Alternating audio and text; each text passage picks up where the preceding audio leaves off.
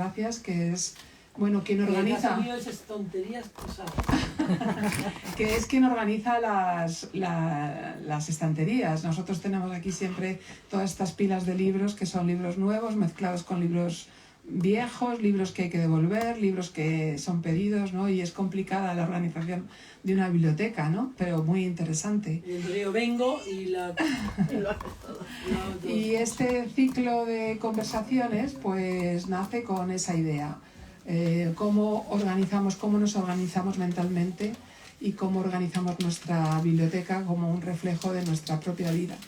Empezamos con Manuel Vicent en el mes de octubre, a principios del mes de octubre, después de una columna que él había escrito en el que rememoraba o se fijaba en todos los objetos que no eran exactamente libros, pero que estaban ahí puestos como recuerdos, como compañeros, como instantes de vida.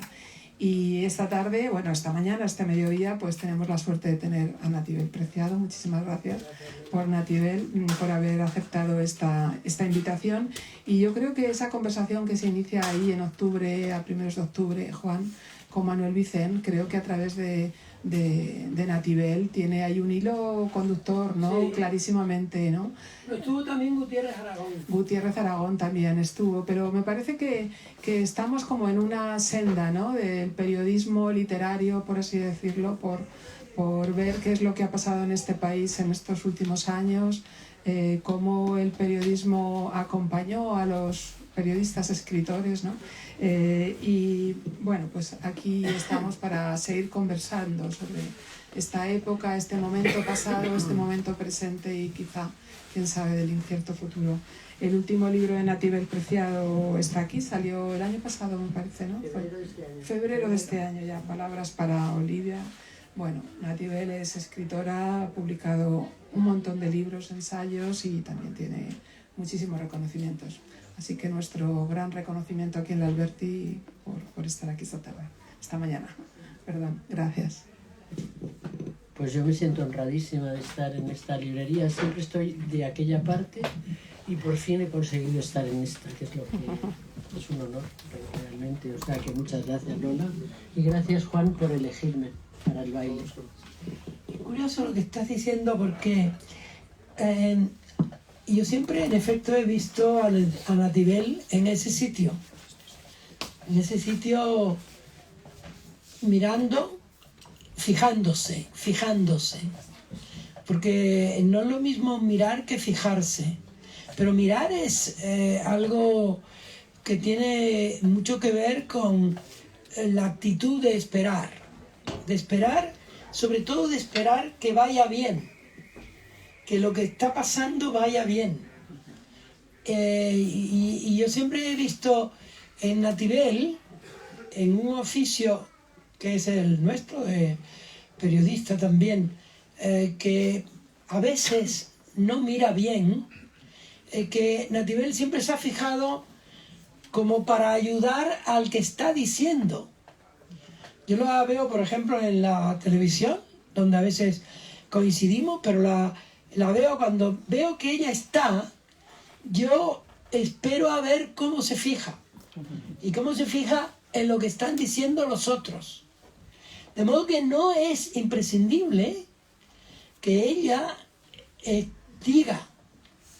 Con que ella mire, ya yo pienso que lo que está diciendo aquel no le parece adecuado. Y luego ella, que pone los papeles un poco, aunque no tenga papeles, tiene siempre alguna cosa para anotar. De hecho, ahora ha cogido una libretita, etc. Siempre da la sensación de que ella quiere que esa persona lo haya dicho mejor. Y si lo dice bien, a ella se le nota que a ella le ha parecido bien. A mí me gustaría recordar algo que dice Vicent en un artículo que ya es célebre, en el que él cuenta cómo la conoció y qué estaba haciendo ella en la redacción del periódico Madrid, que ella estaba escribiendo en una Remington. De ese texto él pasa o de ese recuerdo, él pasa una descripción que yo esta mañana apunté a mano, que es como me gusta a mí apuntar. Al Café Gijón fui poco tiempo, dice ella, porque era una chica, una niña tímida, de 17, 18 años, y me sentía acosada por muchos intelectuales y artistas. Carlos Orosa, no tengo ni idea por qué, me dedicó uno de sus poemas orales que recitó en la Facultad de Políticas, donde yo estudiaba, y eso me dio cierto pedigrí. Nati Nativel, vietnamita, nornamita, por tu sombra hacia el norte de Vietnam. Dejad que el trigo crezca en las fronteras. Y dice Vicent, sigue siendo aquella la rebelde, la que tenía los dedos manchados de bolígrafo, la misma, la que no ha cambiado. Pasados los años, nadie sabe qué personaje elegirá la historia para sintetizar aquel tiempo, aquella nueva forma de estar en el mundo, aquella pasión colectiva. Y esta es Nativel, es una de las personas que yo más he admirado como persona. El periodismo es otra cosa. Él es una profesional admirable. Pero a mí me gustaría, primero, que tú me dijeras cómo son los periodistas. ¿Qué distingue a los periodistas? ¿Qué son para ti esos compañeros a los que viste desde tan temprano? Yo, que he hecho muchas entrevistas a lo largo de mi vida, pues ha habido tiempos en los que creía que un oficio era mejor que otro. Cuando hice muchas entrevistas a políticos, me cansé, que nunca dicen la verdad, cuentan el argumentario y te dicen cosas que no interesan. Les interesan a ellos, pero a los demás no. Entonces dije, pues voy a darme una vuelta por las distintas profesiones. Y entonces elegí una serie de artistas, de pintores, y luego otra de médicos, luego otra de científicos, luego otra para ver si había alguna profesión excelsa, de investigadores, de tal, hice de todo, arquitectos, tal. Tengo incluso series, no las tengo guardadas, pero bueno, existen, están en alguna biblioteca. Entonces llegué a la conclusión de que en cada profesión hay un porcentaje mínimo de gente valiosa. Entonces, a mí me gustan los periodistas valiosos, es decir, me gustaba cuando era joven Indro Montanelli, me daba igual que fuera de derechas, de izquierdas, de centro, de tal. Oriana Fallaci, Vázquez Montalbán, que era periodista, García Márquez, es decir, me gustaba lo mejor, Truman Capote, o sea que no sé de qué periodistas quieres que hable, porque dentro de esa profesión hay basura, como en todas, no más que en otras, ¿eh? ¿Quién no te enseñó? Me enseñó a escribir, el leer, fundamentalmente. Pues yo quería ser periodista para escribir, para contar historias, que es lo que me gustaba. Y dudé mucho entre las ciencias y las letras, porque había que elegir en nuestra época, que somos de la misma edad, Juan y yo, tenías que elegir a partir de cuarto y reválida ciencias o letras. Yo elegí ciencias porque me interesaban mucho, porque, como dije el otro día en el Círculo de Bellas Artes, yo me enamoré del profesor de física, del de química, del de literatura, de tal, fui cambiando, todos me parecían maravillosos porque tuve unos maestros increíbles, luego comprobé que eran excepcionales. Entonces quería ser científica o médico, pero también quería escribir. Y entonces, bueno, al final me decanté por escribir. Y pensé que el periodismo era el camino más corto para llegar a la literatura. Que va, me entretuve muchísimo, porque nos tocó una época maravillosa para ser periodistas. Nos creíamos la profesión que servía, tenía una función, vamos, creíamos en la deontología profesional, tenía una función didáctica, una función solidaria, nos creímos muchas cosas y durante un tiempo fue cierto. Entonces esa profesión me entretuvo mucho para contar historias ficticias. Durante años y años estuve contando historias reales. Y a partir de los 40 o 40 y algo, porque empezamos muy jóvenes, tú y yo, hablo un poco en plural porque es que no lo puedo evitar. Con Juan nos conocemos desde que empezamos. Y entonces, desde que se hizo de noche. Exacto. Y entonces, pues, decidí contar ficciones. Creo que no hay apenas diferencia entre la ficción y la realidad. La primera novela, El egoísta, que tú la conoces bien y me hablas Esa es siempre una de ella. novela extraordinaria. Yo no sé si está aquí. No creo. Si está aquí, no dejen de comprarla. Esa novela es el retrato mejor que se ha hecho de la transición de las personas en España. Porque siempre se habla de la transición política, pero hubo una época que era la transición de las personas. Y esa es una historia absolutamente extraordinaria. Es de los mayores fans de esa novela. Además le dieron el finalista del Planeta, cosa insólita, porque era mi primera novela, pero la verdad es que fue... En esa novela conté todo lo que no podía contar en la realidad. Es decir, ficcioné lo que había conocido del poder hasta ese momento.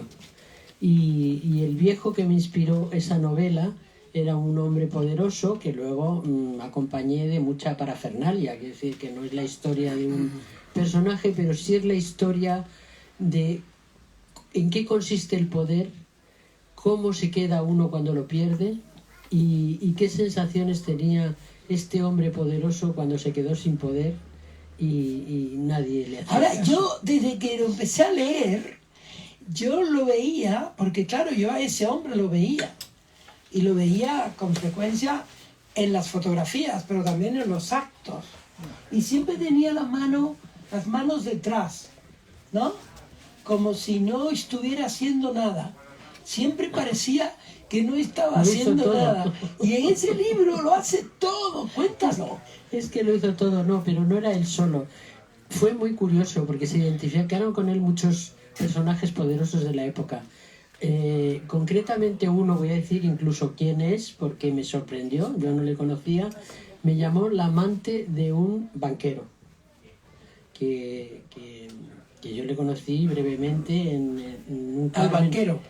Al banquero y a ella en un acto en la Alhambra, que hubo un acto privado y tal, entonces fuimos al Carmen de los Rodríguez Acosta. Bueno, yo lo describía porque me fascinó aquel Carmen, entonces en la novela aparece el Carmen de los Rodríguez Acosta. Entonces un día, al cabo del tiempo, me llama esta señora y me dice: oye, Natividad, quiero que me cuentes la verdadera historia del que va a ser mi marido. Se casó con él, era la amante clandestina, pero luego ya no era clandestina, luego ya se casó con él. Digo, es que la verdad... ¿Que no es él? No, le dije, no le conozco mucho, no sabía por qué era. No, le conoces mejor que yo. Mira, yo creo que le he conocido 2 días, aquel día que te conocí a ti y luego en otra ocasión, pero no sé nada de él. No me engañes, se lo he preguntado a él y él tampoco me ha querido decir nada. Pero bueno, total, que se identificó con el personaje.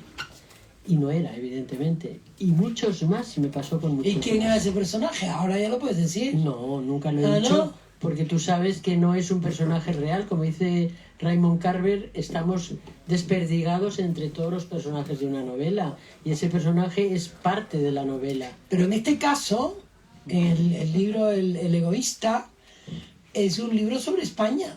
Sí, claro. Sobre aquel momento, es decir, claro está el hombre, Estaba y el claro rey, que está estaba el el hombre, ministro del Interior, está el estaba- hombre ese que iba con la mano por detrás, Ese es uno de los personajes. Sí, pero el que yo tengo en la cabeza es, cada uno tiene Es su... uno de ellos, pero no lo puedo decir porque todavía tiene descendientes que también me amenazaron con... Bueno, yo tengo mi personaje, ¿no? Es decir, yo desde que leí ese libro tengo mi personaje. Es más, ese libro permite que tú le pongas cara al personaje e incluso actitud.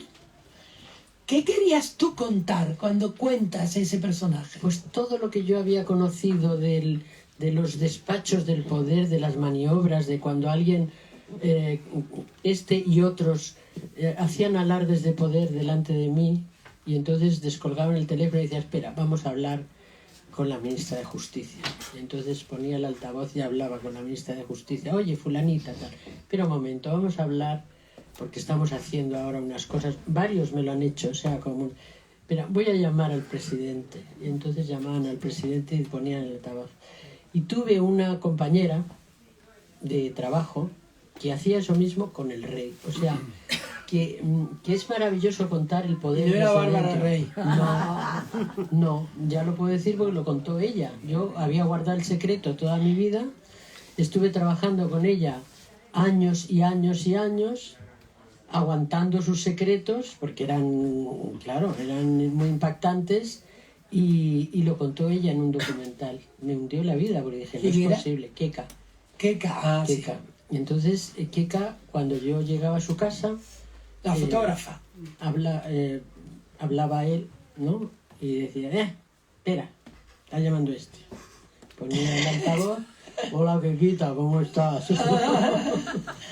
O sea que esa otra parte de que no puedes contar nunca en un periódico, de que este señor aparecía en la puerta de su casa con una moto y un casco, yo me iba, o tantas y tantas otras cosas, pues la única manera de desprenderte de esas, porque yo soy muy de guardar secretos, pero pesan, son muy pesados. Yo tengo mucho secreto todavía por contar que no voy a contar ya, supongo, pero pesan mucho, y entonces la única manera de liberarte de todos esos secretos es ficcionarlos, hacer un personaje tal, inventado, un personaje que tú crees que puedes disimular y soltar esa carga que llevas encima. Entonces, durante, ¿cuántos años? 30 años he estado con Keka haciendo entrevistas por muchos sitios. Me acuerdo una por ejemplo, en Buenos Aires con Menem.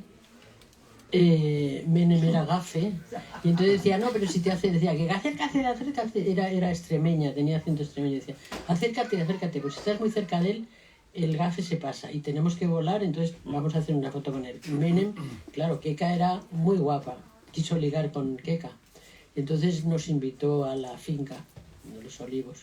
Entonces ella se fue y yo no, porque yo nunca me iba con ella, pero luego me contaba cómo era aquello. Roldán, el director de la Guardia Civil, al que yo entrevisté el primer día que entró en el cuartel de la Guardia Civil, en Guzmán el Bueno, pues naturalmente se hizo amigo de Keka, y Keka decía, nos ha invitado a su casa a cenar. Yo decía, yo no ceno con ellos, no quiero relaciones con ellos, no tal. Y mira que no sospechábamos nada de Roldán todavía, pero vino Keka alucinada de la casa y dijo, ¿sabes que tiene grifos de oro y una bañera de ónix? Y su novia tiene un armario que me enseñó lleno de bisones de distintos colores. Y eso, ¡buf! Vaya pista. Este tío ha hecho algo porque ha venido... o sea, que Keka fue mi guía durante mucho tiempo, porque yo la echaba por delante, no la echaba, vamos, lo que pasa es que nunca compartí con ella ese tipo de cosas, pero era testigo de esos entresijos del poder a los que yo no quería entrar para no pringarme, claro, porque te pringas si vas a casa de Roldán, en fin, tantas y tantas ocasiones, pues iba a entrevistar a uno que era notario, pues ya le llama, oye, tengo que hacer una cosa, entonces me puedes hacer el favor de tal. Yo decía, pero Keka, o sea, varias veces he interrumpido una entrevista porque Keka se estaba pasando. Keka es un filón, es una historia que no voy a contar, porque no la voy a contar, digo, no la voy a literarizar, pero cuando yo la vi contando en un documental, no sé si alguno de vosotros lo habéis visto, que era alucinante, pero alucinante, donde la hija dio todos sus recuerdos, sus testimonios y tal, y decía, y nos íbamos el rey y yo a una furgoneta cerca del Pardo, tal. Yo decía, no puede ser que le hagan esto a una mujer. Entonces me dolió tanto aquello que digo, y yo cargada de historias que no he contado ni una durante 30 años, sabía los regalos que le hacía, los cabreos que se cogía, con quién estaba en ese momento. O sea, yo sé más del rey, seguramente, Pero eso a lo mejor te distingue a ti, porque un Sí, periodista sí. no es el que lo cuenta todo, No, claro. sino el que sabe callar aquello que no puede contar. Pero a veces, a veces te pesa y te duele y te salen ictus, ¿sabes? Y tumores y cosas. Entonces llega un momento en que ya no quiero saber más. O sea, ya no quiero más confidencias de nadie. Hice una sección que en tiempo que se llamaba Confidencias, porque claro, pesaba mucho eso y venía todo el mundo, tenía muy buena información en aquella época. Entonces, esas confidencias que yo hacía, claro, naturalmente, con fuente anónima, pero le decía al director, le constaba, tenía una lista diciendo, mira, esto es de este y de este y de este, para que no hubiera lugar a la invención, porque ahora todo el mundo habla con todo el mundo todo el tiempo. De fuentes de no sé qué me han dicho, pues en la sede del PP, pues el no sé qué, todo el mundo sabe todo. Tú sabes que Onetti tiene dicho en un libro que yo publiqué, suyo, que el señor Fuentes debía estar en nómina. O en la cárcel. Señor Fuentes debe estar en nómina. Todo el mundo dice, Fuentes, bien informada, Fuentes, oye, que es este señor Fuentes. De manera que aquella sección, el director, una de las veces que uno del Partido Comunista dijo, esto es mentira y tal, dije, bueno, juicio, si a mí si me demandan no tengo ningún problema. El director tenía la lista de lo que yo publicaba, sabiendo quiénes eran cada uno de los que contaba, o sea, no me inventaba nada. Entonces yo he sido de guardar secretos porque yo de pequeña quería ser un indio. Y los indios, la palabra dada era sagrada. Y me quedó eso para siempre. Yo jamás he revelado ningún secreto, ni he traicionado la palabra dada a nadie, ni uno de récord. Una vez estábamos con Julio Anguita, pobre, y estaba Pilar Urbano, se acordará, porque le sentó muy mal. Entonces empezó a contar cosas y le dije, Julio, esto es off the record, pero te digo que Pilar Urbano lo va a contar todo. Delante de Pilar Urbano. Delante de Pilar Urbano, y dije, bien, bien, bien. Efectivamente, lo contó todo. Y Julián Guita largó sin parar, pero ella lo contó todo y le hizo la faena, claro, porque esto era off the record, y el off the record se tiene que respetar en mi época y en la tuya. Ahora no. Yo pienso que ahora no hay elementos para hacer un off the record, porque todo está dicho, pero todo es mentira. Todo lo que se dice es mentira. Yo escuché ayer en la televisión, desde que empezó hasta que acabó, lo que dijo el presidente de Valencia, para ver si en algún momento decía algo que él había dicho delante del rey y delante del presidente del gobierno, que era su gratitud al presidente del gobierno, a ver si la repetía. Y no lo repitió toda la noche. Pero nosotros que nos acusan de muchas cosas, entre otras cosas de ir a un país y contar en 15 días lo que pasa en el país, o de conocer a un personaje y contar cómo es el personaje. Eso es lo que llaman el sexto sentido, o la intuición, o el oficio. Y nosotros sabemos, cualquiera que tenga experiencia, viendo Amazon ayer, yo comentaba, esos 200 folios se los han escrito y no los ha asimilado. Leía como declamando, como si no fuera suyo, como diciendo, a mí me han dicho que diga esto y esto va a misa. Leía de una manera ficticia, es decir, nosotros sabemos interpretar el lenguaje no verbal. Y todo lo que hacía era unos gestos increíbles, todo lo que decía no iba con él, se lo habían escrito para que lo leyera. 200 folios. ¿Y quién se lo escribiría? ¿González Pons? No creo, porque no es más fantasioso, no. Eso estaba escrito.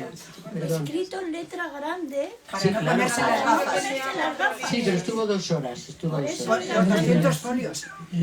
Eso lo hacen muchos. El rey emérito que no quiere que le llamen emérito. El rey emérito tenía una letra así de grande, porque no era tan presumido que no se ponía gafas. También. Bueno,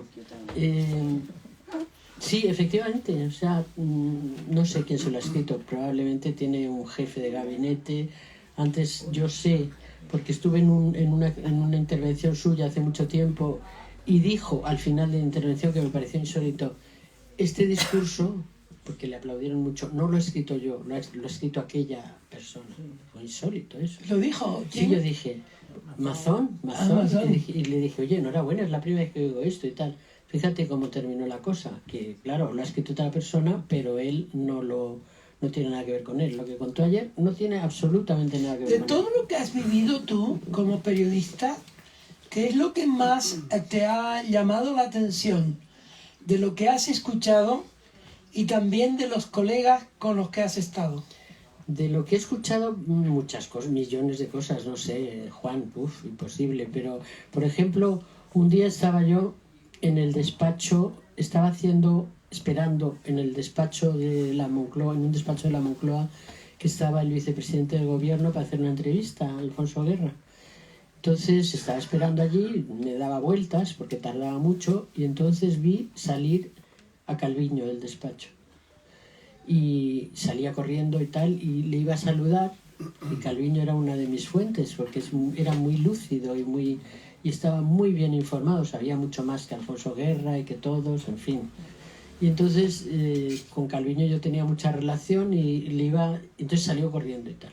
Entonces hablé con Guerra, tal, y al día siguiente que hablé con Calviño dije, pero ayer te vi en eso, dije, a mí, yo no estaba, ¿qué me dices? Claro, porque en ese momento se decía que Calviño era un poco el que movía los hilos, estaba en la televisión y tal, movía los hilos de Alfonso Guerra. Entonces, ¿cómo me han negado? Cantidad de gente habló de amigos, vamos, de amigos, de gente muy cercana. No te quiero contar los lejanos, o sea, las cosas que me han contado con una desfachatez insólita, mentiras como volcanes de grandes, o sea, una cosa impresionante. Eso es lo que más me sorprende, cómo mienten, y sobre todo me ha sorprendido una cosa, yo he entrevistado a casi todos los delincuentes del país, Mario Conde, Javier de la Rosa, Roldán, en fin, la lista hasta los presentes. Digo delincuentes, pues no me acuerdo, te estoy hablando de los más emblemáticos, pero yo que sé, pues los que han estado en Zaplana, yo que sé, todos. Zaplana es un no, personaje, delincuentes porque han estado personaje, en la cárcel, son Zaplana convictos y confesos. Zaplana de segundo apellido Mazón, ¿no? Zaplana Mazón. Mazón es hijo de Zaplana. Bueno, pero de todo tipo. Entonces lo que más me sorprendía de varios, de Mario Conde sobre todo, es que ninguno se cree que ha hecho algo mal. O sea, ninguno se cree que ha hecho algo mal. Todo el mundo explica eso que dicen de la teoría de la conspiración. No, es que todos van contra mí, porque tal vez se lo tratan de creérselo y llegan a creérselo. O sea que Mazón llega a creerse que no estaba comiendo con una periodista el día de Autos. Porque es que si tú te crees que tienes que asumir 200 muertos sobre tu cabeza, o tienes que asumir que has robado o que has hecho lo que han hecho Roldán, quitar el dinero de los huerfanitos de la Guardia Civil o tal, no puedes vivir, no puedes vivir. Entonces tienes que tener mentiras vitales, que se llaman, y esas mentiras se las creen. Entonces tú hablas con ellos antes de delinquir, porque luego ya no, cuando salen de la cárcel y tal. Vamos, yo Mario Conde, que le he hecho varias entrevistas, he cenado con él una noche que llegó hasta las 3 de la mañana, que vi que se hundía porque eso que tenemos, ese sexto sentido de los periodistas, que tenía las uñas sucias, el pelo grasiento, se iba al cuarto de baño y venía otra vez nuevo porque le daba lo que fuera, no puedo decir. Pues dije, este se está hundiendo, y efectivamente se hundió poco después y acabó en la cárcel. Pues yo me lo encuentro por la calle y tal, y no me saluda. Es decir, no quieren saber de las cosas que han contado, ¿no? Entonces, a mí lo que más me asombra de eso es la mentira, lo que mienten periodistas y políticos. Me has dicho de los dos, ¿no? Tanto es así que yo, en la tele, que no estoy cómoda, porque yo en la tele no estoy cómoda casi nunca, me gustaría algún día ser capaz de decir toda la verdad, pero no puedo, por educación.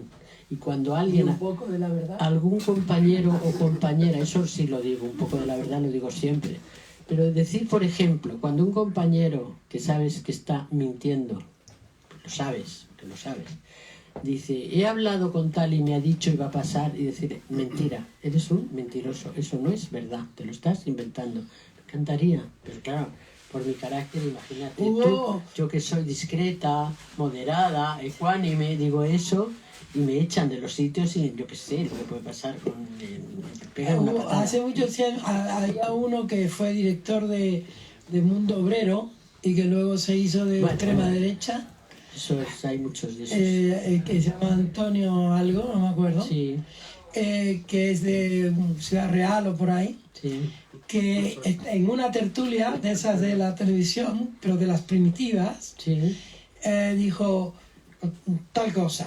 Y yo dije, eso no es verdad. Fíjate que suerte. Eso no es verdad, Antonio. Y entonces él me dijo, a mí me lo dijeron. Ya. Es decir, la fuente esa, a mí me lo dijeron, es fantástica. Sí. Ahora no dicen, a mí me lo dijeron. Me pasó una cosa más graciosa. ¿Qué es? Una comida, estaba Pérez Rubalcaba. Y una de las personas allí estaba contando, Pérez Rubalcaba estaba en el gobierno en ese momento, y estaba contando algo que le había dicho un ministro de lo que había pasado en el Consejo de Ministros. Y entonces Rubalcaba dijo, oye, eso no es así, no es verdad. Dijo, tú no te habrás enterado, pero a mí me lo ha dicho un ministro. La impostura es lo que más me... La impostura y la frivolidad son dos cosas que nos van a hundir. Si al periodismo y a la política se le aplicara la expresión vergüenza ajena, ayer era un buen momento para saber en qué consiste la vergüenza ajena, que es la que sufre uno mientras ve a otro hablar, que es lo de masón. Masón causa vergüenza ajena, pero es una vergüenza nacional. Pero es que si tienes vergüenza ajena, tienes que irte. No puedes ejercer el cargo nada más que el rato que creas que puedes hacer lo que quieres hacer. Sí, sí. Desde el momento en el que tú ves que no puedes hacer lo que te has propuesto y que estás traicionándote a ti mismo, te tienes que largar. Pero a mí otro político me dijo que dimitir en esos casos era un acto de soberbia. Y dije, está bien. O sea, él dimitió ayer, pero dentro de un tiempo. No, pero si lo hace mal. Si lo hace bien, se queda. Tu primer libro es un libro en el que el periodismo te da argumentos para hacer ficción. Pero luego he escrito muchos libros de ficción, incluso libros de amor. Sí. Libros en los que el amor forma parte también de la relación con los tuyos, con familia tuya, ¿no? A mí lo que me gustaría es saber cómo has conseguido que el periodismo no te endureciera. Pues luchando mucho, no sé. Desde luego dura no soy blanda porque hasta ayer viendo Amazon me daba como pena. O sea que realmente soy una persona blanda. Pero me he pasado la vida luchando para ser equilibrada, que es por una razón muy sencilla. El otro día estuve en una comida maravillosa con una científica que se llama Eva. Joder. ¿Será posible? ¿Sí? Secretaria de Estado. Sí. Sí, bueno. Un ser extraordinario, de verdad, que me llamó mucho la atención y tal. Entonces, hablando de muchas cosas, habló de que estamos vivos de milagro, porque tenemos dentro del organismo, tú coges una célula del intestino y tal, tenemos infinitos tumores. En el estómago tenemos también 100 millones, me parece que es, creo, lo tengo apuntado ahí, pero no lo voy a mirar, 100 millones de neuronas. Le llaman el segundo cerebro, como sabes. Bueno, entonces ella dice que lo más importante en la vida es tratar de mantener el equilibrio. Cuando somos muy mayores, pues ya no podemos. Y entonces el sistema inmunológico falla y ya esos tumores, todo se desata y nos morimos de cáncer generalmente, o del corazón, o de tal. Para mantener ese equilibrio hay que ser equilibrada. No es una tontería. Dice que hay que luchar fundamentalmente en la vida por irte a la cama sin preocupaciones. Digo, eso es una utopía y eso es pero dice, lo que más nos enferma es la falta de equilibrio, la falta de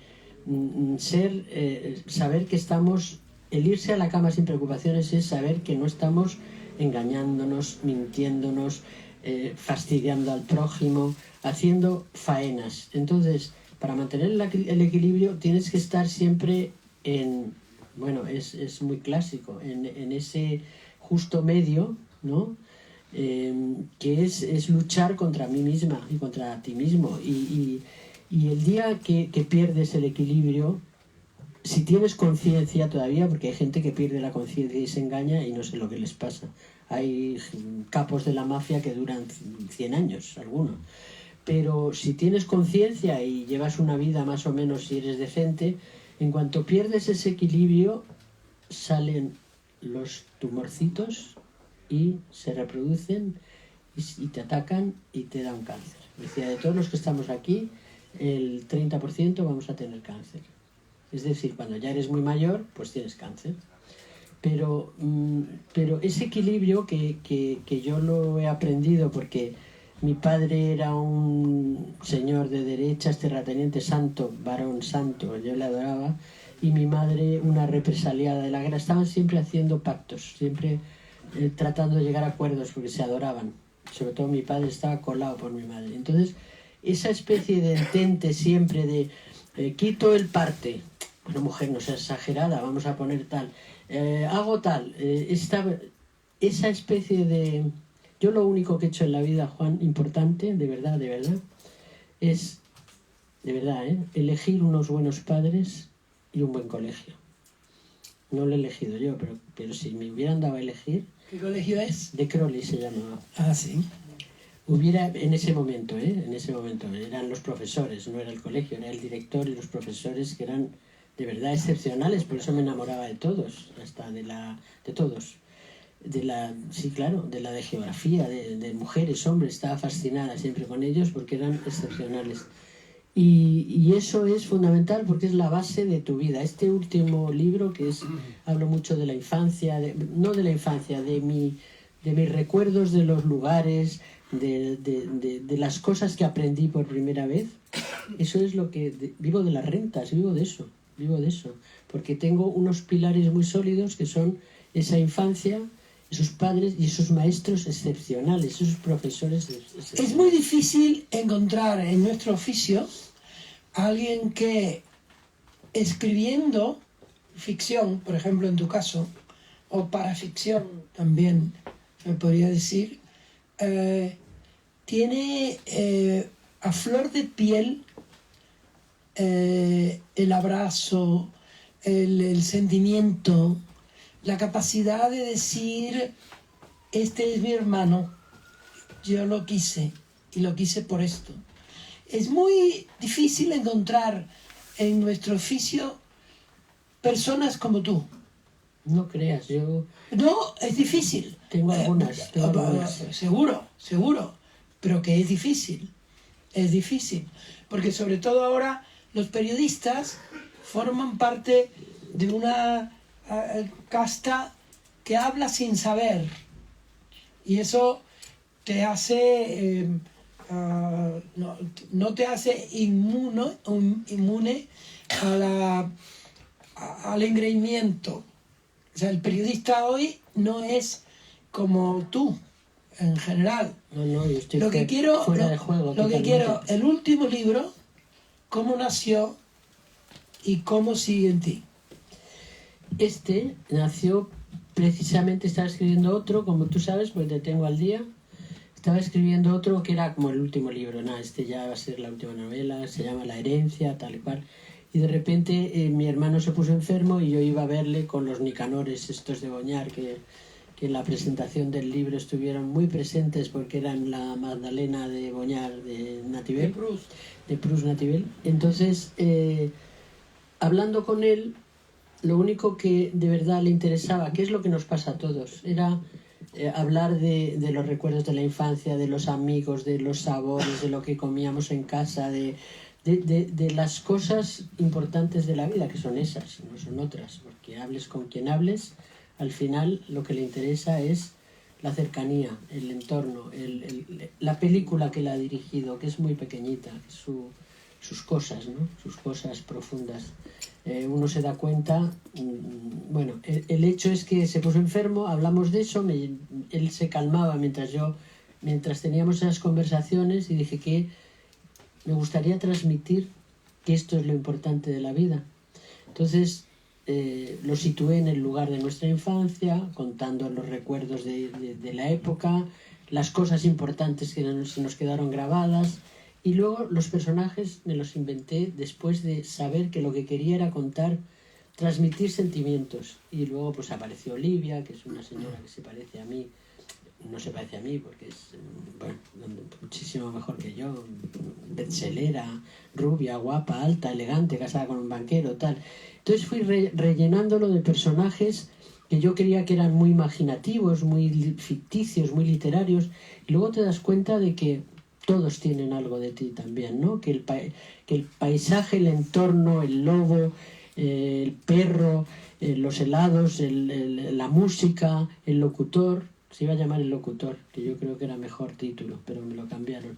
No. Bueno, el hecho es que todo eso, es que se lo presté a Olivia y a todos los personajes, resulta que estás tú en todo eso. Yo no he conseguido hacer ficción.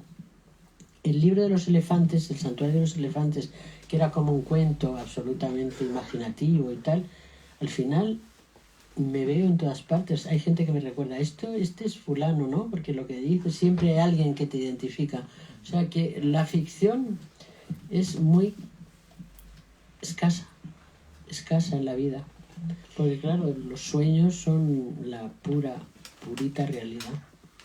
Si el periodismo fuera como tú, sería un oficio querido y feliz. Nunca lo fue, ni como yo, ni como nadie. Bueno, Billy Wilder ya lo ponía fatal. Sí, Mira, pero bueno, éramos ¿y cómo todos se divertían, eh? unos muertos de hambre, carroñeros, hasta Proust. Hay una parte, un texto de Proust que nos acusa de todas las maldades de este mundo, de interesarnos solo por los crímenes, los asesinatos, las tragedias, el tal. Sí, o sea, que Proust nunca hemos era tenido el Javier uno. María de su época.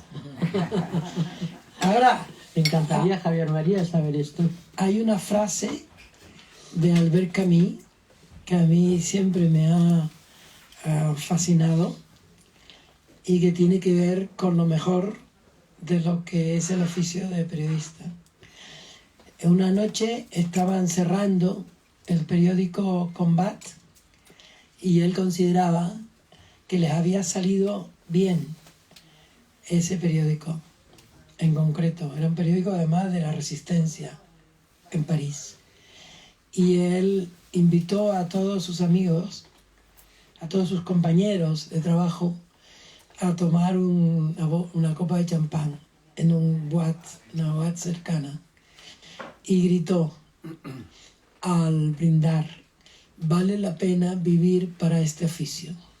¿Tú brindarías por el oficio? Sí, sobre todo con Camus. Sobre todo con Camus. Yo brindaría por este oficio porque vuelvo a decir que en este oficio pasa como en todos los oficios. Hay un puñado de gente que lo salvan. Y un puñado de gente que no son solo los corresponsales que se van a las guerras y se juegan literalmente el cuello y los matan, sino los que lo ejercen con honestidad. Y en cualquier... vamos a citar a Vicent, que Vicent dice que toda la gente importante está en provincia, siempre dice eso, que aquí no... Bueno, pues tú vas a cualquier pueblo, a cualquier ciudad de España donde alguien tiene un periódico local y se juega el tipo por contar la verdad de lo que está pasando, una alcantarilla que no tal, un colegio que no funciona, una farola que está mal puesta, un concejal que es corrupto. Merece la pena ese oficio por contar eso. Vicent es quizá la mejor sintaxis de la lengua española. Sí. Sí, Vicent es muy bueno, sí, es muy bueno. Y tú eres un subrayado perfecto de personajes como Vicent.